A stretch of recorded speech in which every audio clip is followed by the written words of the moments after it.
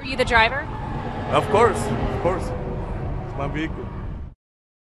Busted on the border every night, deputies in rural counties try to catch who they can as hundreds of undocumented immigrants are smuggled through South Texas. Grace White shows us how thin resources are and how that's affecting the security of our border. As the sun goes down, the day is just beginning for the one Brooks County deputy on patrol. Things are quiet until darkness sets in and the chaos arrives. Around 8:30, we're dispatched to a bailout. That's code for a group of undocumented immigrants jumping out of a car to avoid being caught. How often do you guys see bailouts? It happens on a daily basis. This bailout happened just moments ago. We're on 281 just south of the checkpoint. A Brooks County deputy told us he saw about 20 people bail out of this SUV. This is the kind of the food they travel with, like that they pack through the woods, for the journey through the brush. Right here you can see all the foot tracks right here where they crossed. Everyone got away, except this one. And the other officer you follow. Were you the driver? Of course. It's my vehicle.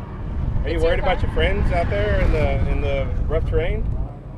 I ain't got nothing else to say, man. But he kept talking. Just gave a ride, picked them up at the store, but that's it. That's about it, man. Why do you think they left you? Well, what I said. It's what I said. I ain't got nothing else to say. A lot of times before we can even actually get the vehicle to a standstill, the smugglers wind up sending messages to the other scouts or other smugglers, and by the time we actually get it taken care of, they send messages like that. While we were on this scene, another bailout happened a few miles up the road. The wrecker actually picked up that one, and then we called out that Brett had another bailout, so it's just round and round to go. At 9 o'clock, we head to a third bailout. This one in a part of the county we were just patrolling an hour ago. This was another bailout. Deputies say this driver crashed into a fence, and if you take a look inside the truck, you can see the middle console and the back seat have been ripped out. All signs deputies say this truck was used for smuggling. They said anywhere from 20 to 25 people. In this truck? In this truck, yes. And if they make it through the night, I guess they could show up on the road in the morning to be picked up? Yes, if they stick with the guide or the coyote, if they stick with them, they'll normally just lay up for the night and get another vehicle to come in. It's just a waiting game for them. Brooks County 911. And believe it or not, sometimes in the middle of the night, they call 911. They're really either in distress or they want to get picked up. Israel Gonzalez says there's one call he will always remember. We had one sometime the beginning of the year. A lady had called that her husband had died in her arms.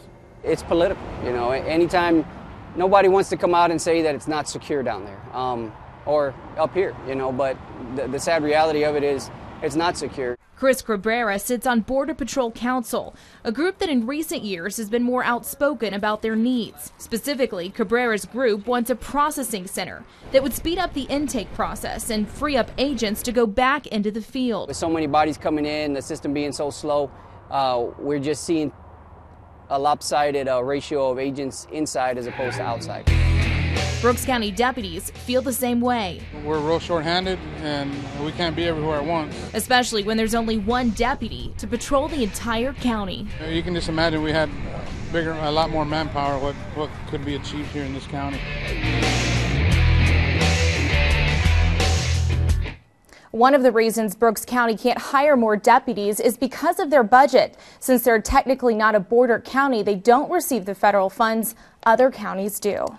All right, so what happened to that driver who claimed he was just giving people a ride? Yeah, well, Mike, deputies handed him over to Border Patrol, and they say it can be really hard to press charges in these cases if they don't catch the people he was accused of carrying. Yeah, exactly. How many people got away with that night? I mean, you were hitting 3 cars, there were 20 and 30 per car. It seemed like a lot. We were only with them for a few hours. We saw 3 empty cars. They estimate anywhere from 20 to 30 people per car, so that's close to 100, and again, that's only in a few hours. Yeah, and only in one night. All right, thanks a lot, Grace. Good job.